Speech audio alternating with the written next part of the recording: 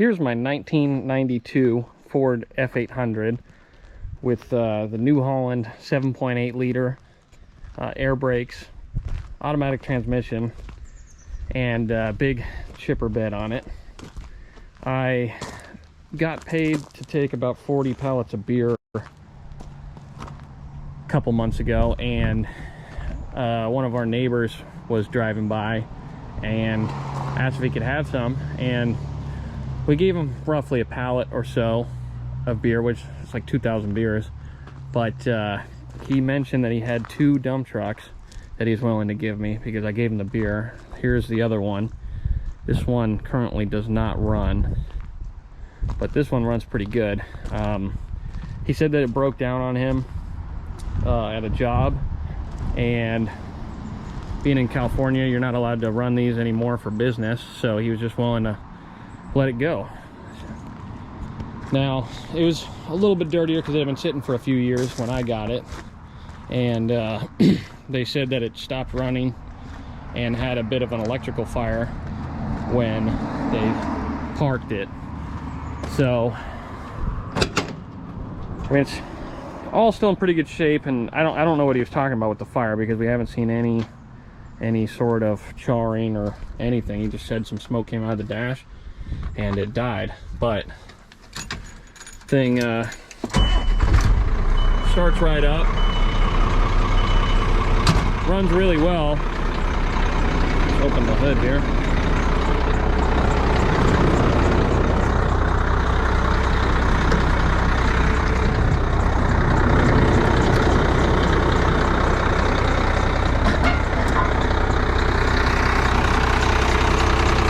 So it runs really nicely, fires right up, and it looks pretty good, especially we power washed it, and it cleaned up really nicely.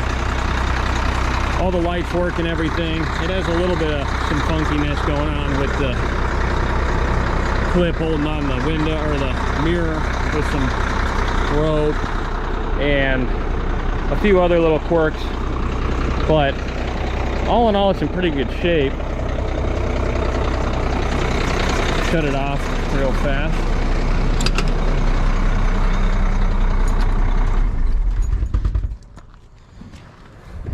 So when we got it, was having issues getting anything in the cab to work, and I was kind of fighting that for a couple hours when we first picked it up. All we did was winch it onto this trailer and drive it home, which was a little bit messed up because the truck itself is a little over 11 feet, so we were rolling around like a little over 14 foot, and so we couldn't get it to crank.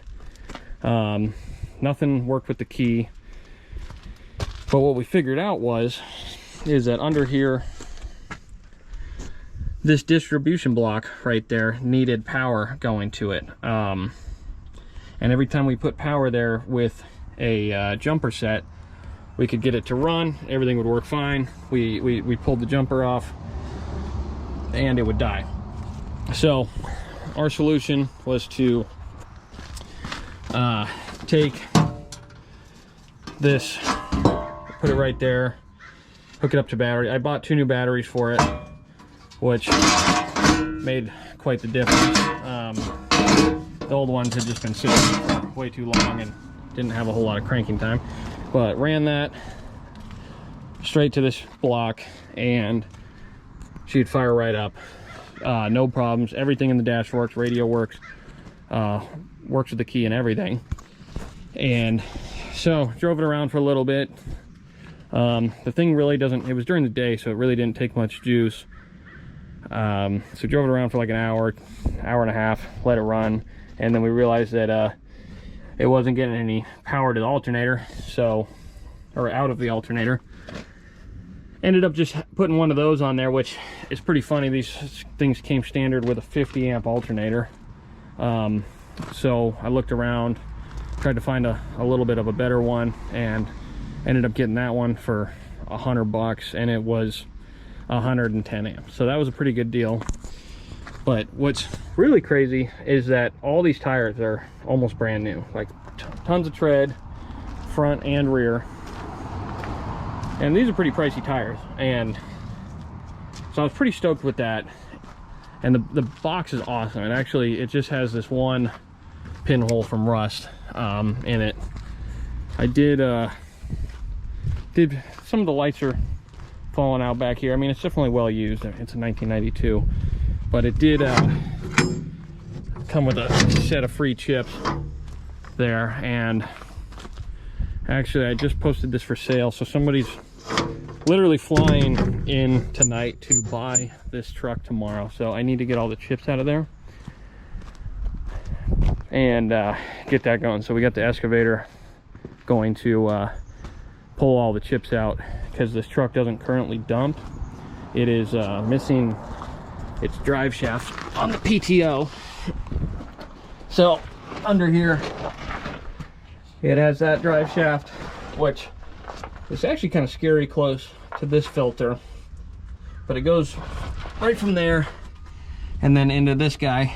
And looks like somebody had some drive shaft issues, so I got to pull that out. The guy that's buying it knows that it doesn't have a drive shaft, so it doesn't dump, but I do need to clean it out because I'm not going to sell him a truck with no chips in there. But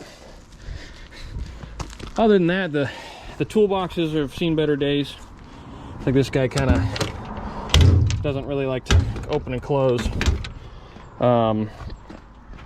Same with here. I actually have a drive shaft in one of these boxes that I was going to try and put on, but I'm just going to kind of sell it to him as is, see how it goes. But yeah, this is the truck, and it's in pretty good shape. I mean, it's definitely been used. And what's cool about these F800s as opposed to the 250s, 350s of the era is that it has a 6-digit odometer there, so you can actually tell that it has 138,000 miles on it, which is pretty cool. But I had to put a new key in there, and without it being a tilt column, made it a little bit more difficult, so I got a little bit of cracking there. But the air brakes work perfectly. It's an automatic transmission, and I think it's only a 3-speed, which does kind of suck, and the windshield wipers don't work. But other than that, I'm a little bit upset that you can't run these in California, because this truck is freaking stout. It drives great. Everything manual works. The only thing I'm surprised about is that the forward door handles haven't just ripped off yet, because those are notorious. Those plastic ones are notorious for just ripping out when you're trying to open the door. But I got to clean it up a little bit. The guy's gonna actually drive it from California to Missouri, and I mean, out of my limited experience driving it, it's I'm pretty confident in the fact that it'll make it. I mean, all the air brake lines are in super good shape. There's nothing leaking. I've done, minimal pre-trips on this just to make sure that, it's safe to drive down the road, and never seemed to have much of an issue. This is that alternator and batteries and a key, and I guess that wire that we had laying around. But it's a pretty cool truck, and I wish that California would let us run these still, because the cost to entry of a chipper service or dump trucks or anything, it makes it really expensive.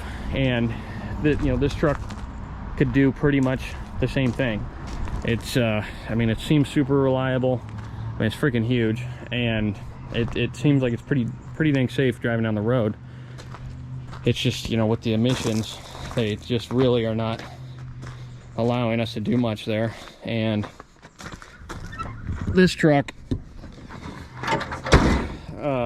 I'm selling it for $11,500, which I think is a pretty good deal. I mean, I lucked out, actually, with how I got it, which, most people don't trade beer for vehicles. So I thought that was pretty cool. I guess I just kind of have a reputation of like, if you want to get rid of junk, just let me know. I kind of accept junk. And so I got to work on this thing next. This one actually I think needs an injection pump. Cracked windshield, and actually we cracked the windshield when we went and picked it up by flipped the cab up, and turns out there was something. I guess we're not really used to forward cab trucks, but I think like a air compressor was on the seat and just smashed the windshield. So that was pretty funny. But this truck's in a little bit worse shape, but it is a little bit newer. It's like a 2001, 2002 FTR, and this one also has a 7.8 liter in it. But the tires are in a lot worse shape. This one we just can't get it to run. Kind of tried everything that I know of to get it to run, and I think it needs an injection pump. So I'm gonna open that and give a tour of the under the hood real fast. These cabs are a lot heavier than they look without having any air shocks on them, but we've done some testing on this thing. I don't really know a whole lot about them, so we've been kind of jumping the fuel pressure sensor, and that actually gets it to run every once in a while. So I think it either has adequate fuel pressure and then the fuel pressure sensor is bad, or it needs an injection pump, which all things considered, it does look pretty easy to swap. It's on kind of a drive shaft there, and it's common rail system, so it's like a lot easier than pulling like a bunch of crazy injection pump lines, and should be able to figure it out. But I didn't want to spend like $1,000 not knowing, and there's not a whole lot of info about these engines on YouTube or forums, because they're mostly like they're kind of a weird engine, and especially not a lot of the people in America really seem to like working on them. But this one has hydraulic brakes. It is a PTO setup as well, so that's cool. But the dump bed, I don't like it quite as much. I think the other one looks a little bit more stout, but the hitch setup back here looks pretty nice, and it's more full of logs than the other one is. So got to get this one figured out. The F800 actually came with like almost a full tank of diesel, where this one was pretty empty and it looked pretty watery, so not the best. But again, I mean, I guess I technically got both of these for free, because I got paid to take beer and then traded them for 2 trucks, so that's kind of cool. But I don't try to drop this without killing myself here. There we go. This thing's cool. It's just I've never been a super fan of forward controls. It, you know, definitely needs a little bit of love, but having that extra cab is pretty nice. There's a lot of space behind those seats, and being 8 foot wide, that's pretty awesome.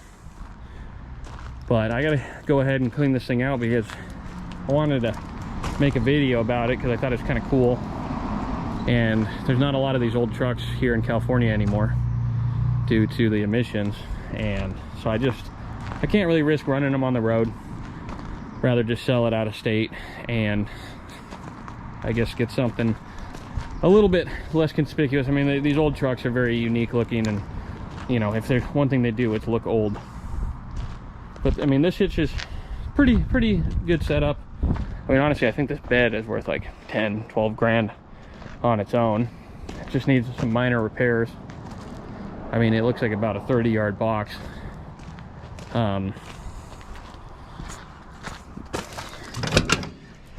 And all the PTO controls all work. Everything works as it should. It's just the only thing is it doesn't have that drive shaft in there. And air brakes are in good shape. It actually only came with an an AM radio. Doesn't even have the option for FM. and missing a bunch of stuff up there. It's pretty bare bones, but it's kind of cool because this makes room for the massive engine that's in there. So you can get to the back of the engine, kind of get to the starter. But, I mean, having the rolly windows, having, you know, it'd be air brakes. It's, you know, a real heavy-duty truck transmission with no park. The air brakes work. You know, it's pretty bare bones. It doesn't even come with a sun visor, but you know, for being an old Ford, it does have some pretty good paint. And I've seen a bunch of videos of people complaining about their front clips being broken. I think this thing just hasn't been ran as much as others, because I mean, you can see it's starting to crack. You know, it's been hit on some stuff, but I think I saw an Andrew Camerata video where he's like repairing this whole section right here, and then behind this. Really glad I don't have to do that, because these hoods are hard to come by, and I'd probably end up patching them together as well. But yeah, so I'm gonna get that bed cleared out and get this ready for sale. Let's see how that goes.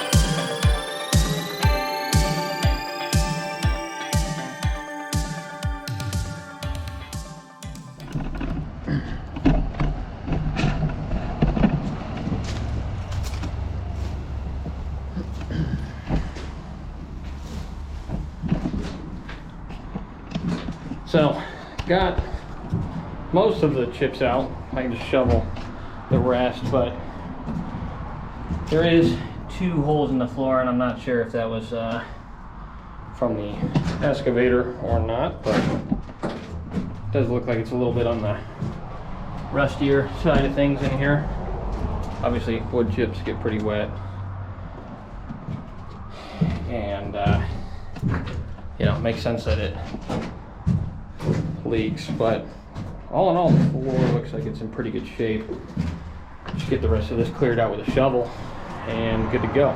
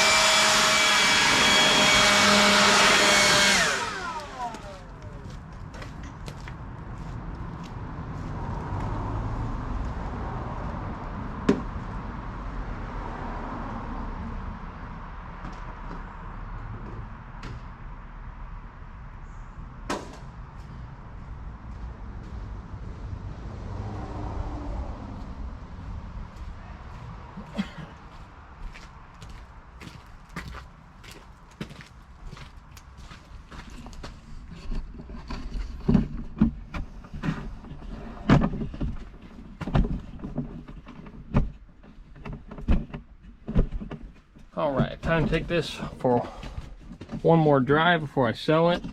Make sure everything's all good.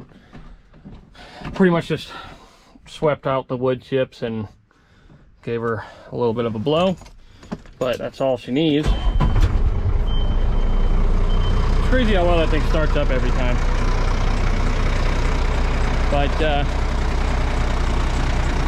yeah, this thing's going to Missouri. Pretty excited about the fact that it sold so quick, but I mean, it is a really nice truck with a really nice bed.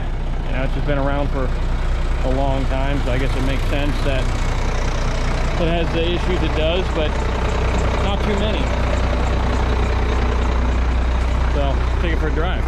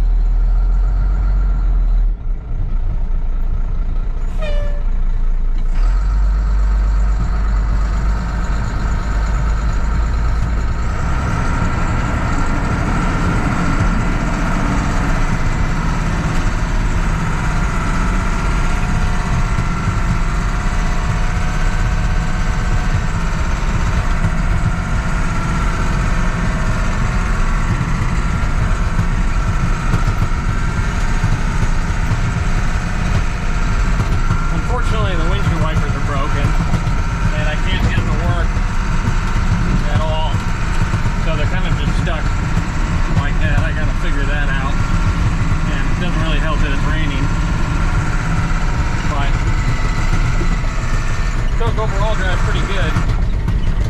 Just when you hit the brakes, sometimes the trans temp light comes on.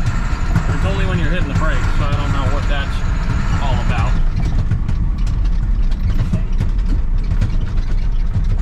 But these air brakes just almost stop too good. It's kind of crazy. I press on a little hard and kind of jerk myself around.